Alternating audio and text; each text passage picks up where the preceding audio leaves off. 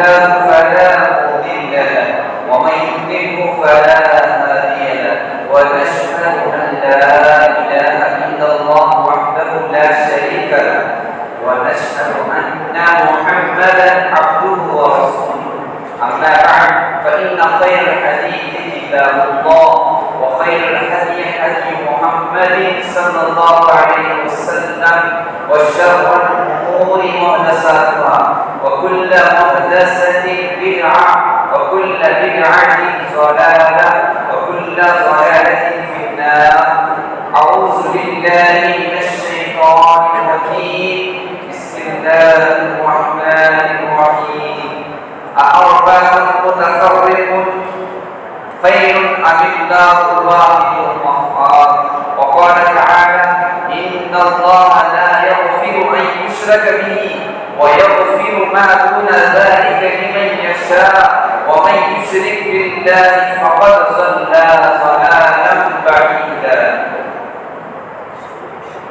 وقال النبي صلى الله عليه وسلم من قال لا إله إلا الله دخل الجنة. تمام قسم کی کبریائی و بڑائی و بادشاہی و شہنشاہی اس وحدہ لا شریک کے لیے ہے جس نے اس کائنات کو پیدا کیا، جس نے ساتوں آسمان کو پیدا کیا، جس نے ساتوں زمینوں کو پیدا کیا، جس نے سورج کو بنایا، جس نے چاند کو بنایا، جس نے ہم تمام کو اشرف المخلوقات میں سے پیدا کیا. تمام انبیاء علیہ السلام پر درود و سلام ہو، خصوصاً ہمارے آخری نبی محمد عربی مصطفیٰ صلی اللہ علیہ وسلم پر بے شمار درود و سلام ہو. حاضرین جمعہ، اللہ تعالیٰ کی حمد و ثنا کے بعد، اللہ تبارک و تعالیٰ کی تعریف کے بعد میں آپ حضرات کے سامنے قرآن مجید سورہ یوسف کی 39ویں آیت تلاوت فرمائی، جس میں اللہ تبارک و تعالیٰ توحید کی دعوت اور توحید کا مقام و مرتبہ اس میں اللہ تبارک و تعالیٰ واضح طور پر امت کو بتا رہے ہیں. محترم سامعین، آج میں اس جمعہ میں جس موضوع کو لے کر کھڑا ہوں وہ ہے توحید کی اہمیت، توحید کے اثرات ہماری زندگی میں کیا ہے، توحید کا مقام قرآن و حدیث میں جو بتایا گیا ہے. کیا ہم توحید جو کلمہ ہم ادا کرتے ہیں لا الہ الا اللہ کہ اللہ کے سوا کوئی معبود نہیں ہے، ہم زبان سے تو کہتے ہیں کہ لا الہ الا اللہ، لیکن اس کا اقرار کرنے کے بعد اس پر جمے رہنا، یہ سب سے بڑا کام ہے. جو میں نے آیت آپ حضرات کے سامنے پیش کی اس کا ترجمہ آپ حضرات کے سامنے پیش کرتا ہوں کہ سورہ یوسف کے اللہ تعالیٰ فرماتے ہیں ارباب متفرقون خیر ام اللہ الواحد القہار. کیا مختلف پروردگار بہتر ہے؟ کیا مختلف رب بہتر ہے؟ کیا ایک واحد جو زبردست حکمت والا ہے وہ رب بہتر ہے؟ تو اللہ تبارک و تعالیٰ ہم سب کو پیدا کیا اور اللہ ایک ہے، اس کے علاوہ اس دنیا میں کوئی نہیں.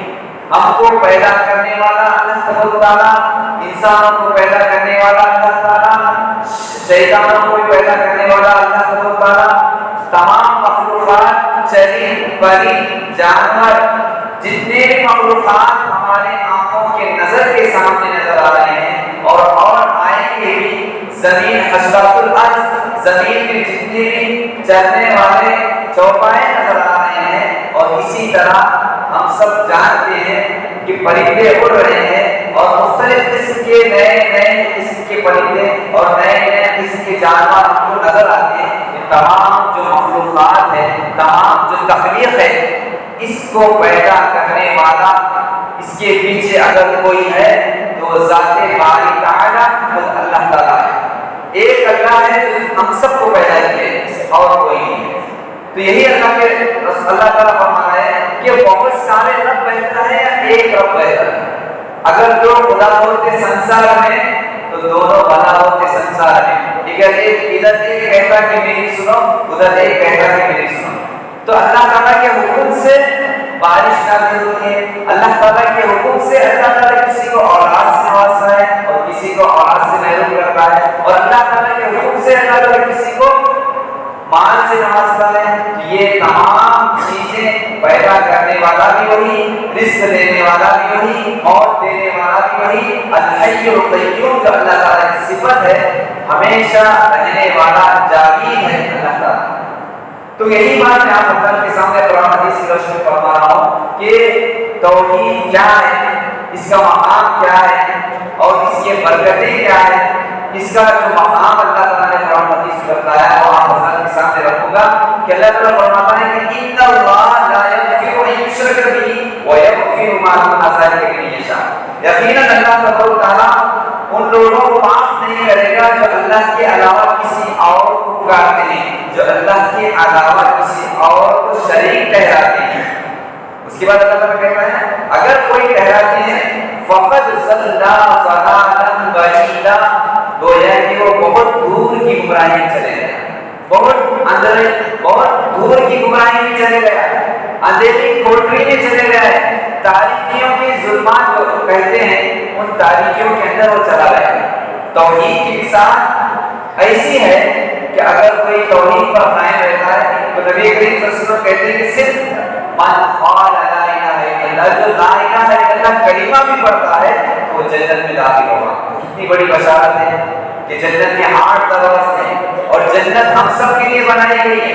صرف اللہ تعالیٰ یہ نہیں کہا کہ مسلمانوں کے لیے جنت بنائی ہے, تمام لوگوں کے لیے جتنے بھی یہاں جی رہے ہیں تمام لوگوں کے لیے اللہ جنت بنائی ہے. اور جو اہل ایمان ہوں گے, اللہ پر ایمان رکھنے والے ہوں گے, اللہ کی عبادت کرنے والے ہوں گے, ان لوگوں کے لیے جنت ہے. اور وہ جنت اللہ کی مغفرت اور اللہ تعالیٰ ان لوگوں کو جنت میں داخل کرے گا جو توحید پر قائم رہے گا. اس کے علاوہ کوئی بھی گناہ انسان کا معاف ہو سکتا ہے, لیکن شرک اگر کرتا ہے, چوری کرتا ہے تو گناہ معاف ہو سکتا ہے, لیکن انسان اللہ کے علاوہ کسی اور کو پکارتا ہے تو یہ گناہ اللہ تعالیٰ کو معاف نہیں ہے. اسی لیے نبی کریم صلی اللہ علیہ وسلم ترمذی کی حدیث میں فرماتے ہیں افضل الذکر لا الہ الا اللہ وافضل الدعاء الحمدللہ, کہ اللہ کے نبی کریم صلی اللہ علیہ وسلم فرماتے ہیں کہ سب سے بہترین ذکر, سب سے محبوب ترین ذکر اگر کوئی ہے اللہ تعالیٰ کے نزدیک لا الہ الا اللہ, کلمہ لا الہ الا اللہ کہنا سب سے بہترین ذکر ہے, سب سے بہترین کام ہے جو تم لا الہ الا اللہ کہنا. اس کے بعد سب سے بہترین دعا آپ صلی اللہ علیہ وسلم فرماتے ہیں افضل ترین محبوب ترین اللہ تعالیٰ کے پاس کوئی دعا ہے وہ الحمدللہ ہے, اللہ تعالیٰ کی تعریف ہے. تو ہم جو قرآن مجید پڑھتے ہیں تو قرآن مجید کا جو پہلا سورہ ہے سورۃ الفاتحہ, فاتحہ کی معنی کھول کر رکھ دینے والی. تو فاتحہ کے مختلف نام اللہ تعالیٰ نے بتلائے, مفسرین کرام نے اس کے بعد نام بتلائے, احادیث میں ان کے نام ملتے ہیں. ایک تو سورۃ الفاتحہ کا نام ہے سورۃ الدعاء بھی ہے, سورۃ الصلاۃ بھی ہے اور نماز میں پڑھی جانے والی سورت ہے. سورۃ الکنز ہے, کہا کہ اللہ تعالیٰ نے سورۃ الکنز کہا, مطلب تمام خزانوں میں بہترین خزانہ سورہ فاتحہ ہے. کوئی بیمار ہو جاتا ہے تو کوئی سورہ فاتحہ پڑھتا ہے تو اس کے لیے دم کرتا ہے تو سورہ فاتحہ خزانہ ہے, جنت کا خزانہ ہے سورہ فاتحہ. سورۃ الکنز کہا, اسی طرح سورۃ الشافیہ کہا, یہ شفا ہے. اس طرح مختلف نام ہے سورہ فاتحہ کے. سورہ فاتحہ شروع ہی اللہ کے نام سے ہوتی ہے. افضل الدعاء الحمدللہ, تو الحمدللہ رب العالمین, تمام تعریف اللہ کے لیے ہم پڑھتے ہیں. اور بغیر سورہ فاتحہ کی کوئی نماز نہیں ہوتی, کوئی بھی نفل نماز, کوئی بھی فرض نماز, کوئی بھی سنت نماز بغیر سورہ فاتحہ کے نماز ہی نہیں ہوتی. تو سورہ فاتحہ میں پہلا جو نام ہے اللہ تعالیٰ کی تعریف ہو رہی ہے الحمدللہ. تمام تعریفیں اللہ تعالیٰ کے لیے. الرحمن الرحیم, تو توحید کے بہت سے صفات ہیں، اس میں توحید الوہیت مطلب اللہ تبارک و تعالیٰ کو ماننا اور اللہ تعالیٰ کی تعریف بیان کرنا اور کسی کی تعریف بیان نہیں کرنا، صرف اللہ کی تعریف کہ وہی بارش برسانے والا ہے، وہی ہم کو پیدا کرنے والا ہے۔ دوسرا تمام جہانوں کا رب ہے، اس کو ماننا یہ توحید ربوبیت ہے، تمام انسانوں کو پیدا کرنے والا، عالم کو پیدا کرنے والا، دنیا کو پیدا کرنے والا، گورے کو اور کالے کو پیدا کرنے والا اللہ تعالیٰ، کوئی دوسرا نہیں۔ تو یہ توحید ربوبیت۔ اسی طرح توحید اسماء و صفات کی مثال الرحمن الرحیم، اللہ تعالیٰ رحمان بھی ہے، رحیم بھی ہے، اس طرح رحم کرتا ہے اللہ تعالیٰ بندوں پر جب بندہ توحید پر آ جاتا ہے۔ اور جس طرح کے ایک واقعہ کہ جنگ میں ماں کا ایک بچہ کھو جاتا ہے، چھوٹا بچہ کھو جاتا ہے تو اپنے بچے کو ڈھونڈنے لگتی ہے، جب وہ بچہ مل جاتا ہے تو ہر بچہ کو دیکھتی ہے، جو بھی بچہ ملتا ہے اس کو اپنے گلے سے لگاتی ہے، اپنے سینے سے لگاتی ہے اور کہتی ہے یہ میرا بچہ تو نہیں ہے، لگاتی ہے اور دیکھتی ہے اور اس کو چھوڑ دیتی ہے، اس کا بچہ نہیں رہتا۔ جب اس کا بچہ اس کے ہاتھ میں آ جاتا ہے تو لیتی ہے اور اپنے سینے سے لگا دیتی ہے۔ جس طرح ماں اپنے بچے کو آگ میں داخل کرنے نہیں دے رہی ہے، اسی طرح اللہ تعالیٰ رحم کرنے والا ہے، ماں اپنے بچے پر جس طرح ایک آنچ آنے نہیں دے رہی ہے تو اللہ تعالیٰ ہم تمام بندوں پر رحم کرنے والا ہے۔ اسی لیے اللہ تعالیٰ ہم سب پر رحم فرمانے والا ہے اور اس کی ذات ہے اللہ تعالیٰ کی، اور اس کا نام ہے اسماء و صفات میں الرحمن الرحیم، وہ رحمان ہے اور رحیم ہے۔ اور اسی طرح توحید کی بے شمار مثالیں ہیں۔ توحید تمام عقائد کی جڑ ہے۔ ہم بنیاد اسلام والا ہم سے پڑھتے ہیں کہ اسلام کی بنیادی 5 ہے، اس میں سب سے پہلا لا الہ الا اللہ، اللہ تبارک و تعالیٰ کی گواہی دینا ہے۔ بنیاد اسلام والا ہم سے شہادت لا الہ الا اللہ، اللہ تعالیٰ کے ایک ہونے پر گواہی دینا ہے، سب سے پہلی جڑ۔ جس طرح درخت کا وجود شاخ سے نہیں ہوتا بلکہ جڑ کی وجہ سے درخت ایک بڑا ہو جاتا ہے۔ مختلف ہم چھوٹا سا ایک درخت اگر لگانا چاہتے ہیں پہلے پودا لگانا پڑتا ہے، تو اس جڑ کی وجہ سے درخت نمایاں طور پر بڑھ جاتا ہے اور درخت کی شکل اختیار کرتا ہے۔ اسی طرح توحید اسی وقت انسان کے اندر داخل ہوگی جب اس کے اندر ایمان ہوگا، اور جب ایمان ہوگا تو مسلمان اسی وقت کہلائے گا جب اس کے اندر توحید ہوگی اور ایمان ہوگا۔ بغیر ایمان توحید کے وہ مسلمان نہیں کہلائے گا۔ اور اسی طرح بغیر توحید کے لا الہ کا اقرار کرنے کے بعد اس کی تعلیمات پر عمل کرنا چاہیے کہ اللہ تعالیٰ ایک ہے، پیدا کرنے والا ایک ہے، ہم کو شفا دینے والا وہی ہے، بیماری دینے والا وہی ہے، اور ہم حاجت بھی اس کی۔ اللہ تبارک و تعالیٰ خود سورہ اخلاص، ایک صحابی تھے جو ہر نماز میں سورہ اخلاص کی تلاوت کرتے، خود اللہ احد کی تلاوت کرتے۔ توحید کا کتنا بڑا مرتبہ ہے دیکھیے کہ اس سورہ اخلاص ایسی سورت ہے جس کا نام سورۃ الاخلاص ہے، لیکن ہم پورا سورہ پڑھیں گے تو اس میں اخلاص کا ذکر نہیں۔ قل هو اللہ احد اللہ الصمد، آپ کہہ دیجیے کہ اللہ ایک ہے، اللہ الصمد، اللہ بے نیاز ہے، لم یلد ولم یولد، نہ اللہ کی کوئی اولاد ہے نہ ہی کوئی اللہ کو پیدا کرنے والا ہے، ولم یکن لہ کفوا احد، اللہ تعالیٰ کے علاوہ کوئی ہمسر نہیں ہے، اللہ تعالیٰ کے علاوہ کوئی شریک نہیں ہے۔ تو یہ ہم پڑھتے ہیں سورۃ الاخلاص، تو اس میں توحید کی پوری دلیل بتلائی گئی کہ اللہ تعالیٰ ایک ہے، پیدا کرنے والا بھی وہی ہے۔ تو میں کہہ رہا تھا کہ صحابی جو سورۃ الاخلاص کی تلاوت ہر نماز میں پڑھتے ہیں، ہر نماز میں سورۃ اخلاص کی تلاوت کرتے ہیں، پہلی رکعت میں کوئی سورہ ایلاف قریش پڑھتے ہیں، پھر سورہ ناس پڑھتے ہیں، اسی طرح دوسری رکعت میں سورہ نصر پڑھتے ہیں، پھر سورہ اخلاص پڑھتے ہیں۔ صحابہ کرام کے پاس جب بات پوچھی گئی کہ ایک صحابی جو ہر نماز میں سورہ اخلاص کی تلاوت کرتے ہیں، کیا وجہ ہے؟ تو نبی کریم صلی اللہ علیہ وسلم خوش ہوتے ہیں، کہتے ہیں کہ صحابہ کرام کے اندر وہ علم تھا، قرآن مجید کا فہم تھا، وہ سمجھ تھی، قرآن کو سمجھتے تھے، اس کے اندر سورہ اخلاص میں پورا محور تھا، پورا ہیرا تھا کہ اس کے اندر توحید کا نسخہ تھا، توحید کی بات اس کو بتائی گئی کہ اللہ ایک ہے۔ تو اللہ سے ان کو محبت تھی اور اللہ کے محبت کا اظہار وہ سورہ اخلاص کو ہر نماز میں پڑھتے تھے، ہر نماز میں ہر رکعت میں پڑھتے تھے۔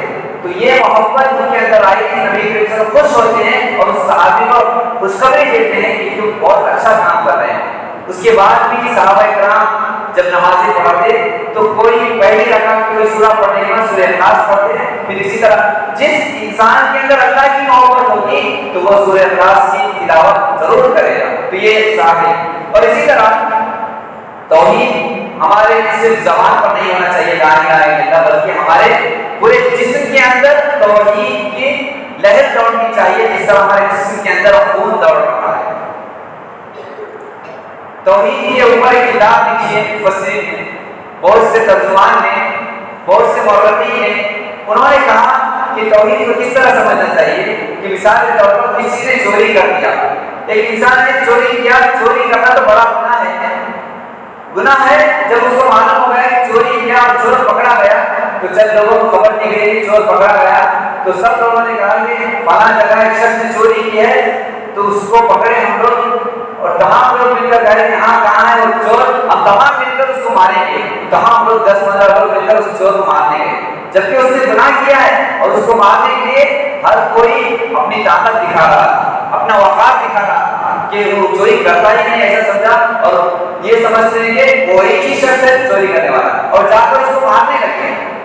اور مارنے کے بعد جب پوچھا گیا، میں ایک واقعہ آپ کے سامنے بتا رہا ہوں کہ جب ایک چور چوری کرتا ہے اور اس کی اطلاع ہم کو ملتی ہے کہ چور پکڑ گیا تو اس کو جا کے 10-15 لوگ مارنے لگتے ہیں، وہ کوئی بڑا گناہ تو کرتا ہے کہ میرا گناہ، یہ گناہ اللہ کے پاس معاف ہو سکتا ہے، لیکن ایک شخص، ایک قوم ایسی ہے، ایک ایریا ایسا ہے جو شرک کی دلدل میں پھنس چکا ہے، جو اللہ کے علاوہ کسی اور کو پکارتا ہے، اللہ کے سامنے سجدے کرنے کے علاوہ غیر اللہ کے آگے سجدے کر رہا ہے، اللہ سے امید رکھنے کے علاوہ کسی اور سے اولاد طلب کر رہا ہے، اللہ سے محبت کرنے کے علاوہ کسی اور آئے وغیرہ سے محبت کر رہا ہے، تو کیا بات ہو گئی کہ شرک سے بچانا اس چور سے بچانے سے بہتر ہے۔ یہ شرک انسان کو جہنم کی طرف لے جاتا ہے، لیکن ایک چور چوری کرنے کے بعد اس کا گناہ اللہ تعالیٰ معاف کرتا ہے، لیکن شرک کو معاف نہیں کر سکتا۔ تو یہی بات میں آپ کے سامنے کہہ رہا ہوں کہ توحید کا مقام اللہ تعالیٰ کے پاس بہت بڑا ہے۔ تم اللہ کے رسول صلی اللہ علیہ وسلم فرماتے ہیں کہ آپ صلی اللہ علیہ وسلم فرماتے ہیں کہ من ماتا یجعل للہ ندا، جو شخص اس حال میں مرے کہ وہ اللہ تعالیٰ کے علاوہ کسی اور کو شریک ٹھہراتا ہو تو گویا کہ وہ جہنم میں چلا جائے، اور جو شخص اس حال میں مرے کہ وہ اللہ تعالیٰ کا نام لے رہا ہو تو وہ جنت میں جائے گا۔ اور اسی طرح دوسری حدیث میں نبی کریم صلی اللہ علیہ وسلم فرماتے ہیں کہ جب یعنی توحید کا جو مقام ہے، اللہ تعالیٰ کا جو کلمہ ہے، کلمہ لا الہ الا اللہ، اس کا مقام بہت بڑا ہے، کیونکہ توحید کی امانت سینوں میں ہے ہمارے، توحید کی امانت جو ہے سینوں میں ہے ہمارے، آسان نہیں ہے اتنا نام و نشان مٹانا، تو ہمارا نام و نشان نہیں مٹا سکتے، توحید ہمارے رگو پے میں بس رہی ہے، ہمارے جسم میں اور ہمارے دلوں میں اللہ تعالیٰ کا کلام ہے، اور اللہ تعالیٰ ہی ہے جو قرآن مجید کو نازل کیا ہے، اور ہم قرآن مجید کو ہر نماز میں پڑھتے ہیں اور روزانہ اس کی تلاوت کرتے ہیں، شریف فریق ہر جو جاندار ہے اللہ تعالیٰ کی تسبیح بیان کرتا ہے، کیونکہ وہی واحد ہے، واحد القہار ہے، زبردست حکمت والا، اللہ تعالیٰ نرم ہے، لوگوں پر رحم کرنے والا بھی ہے، اور اللہ تعالیٰ اپنی صفات کے ساتھ یہ بھی کہتا ہے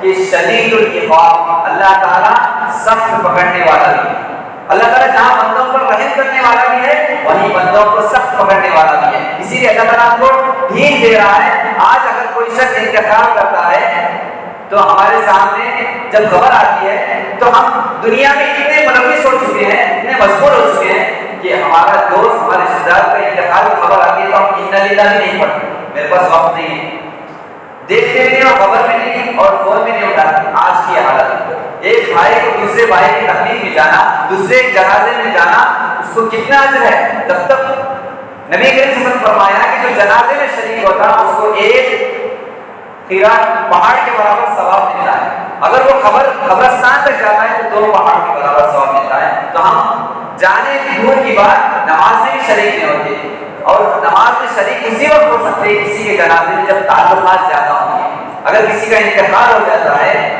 ہمارے پاس خبر آتی ہے تو ہم انا للہ پڑھ کر اس کی عیادت کے لیے جائے، اس کے گھر والوں کو صبر کی تلقین کرے، یہ رسول صلی اللہ علیہ وسلم کی تعلیمات ہیں۔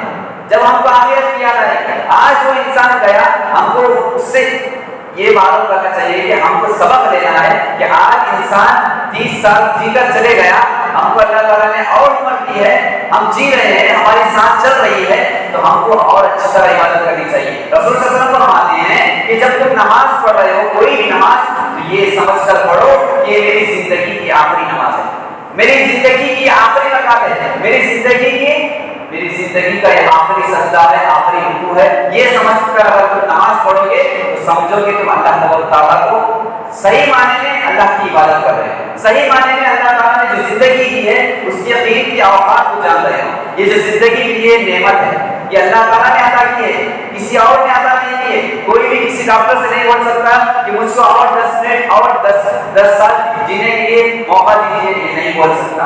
اگر بولا بھی تو اس کو زندگی نہیں ملے گی۔ زندگی دینے والا اللہ ہے، موت دینے والا اللہ ہے۔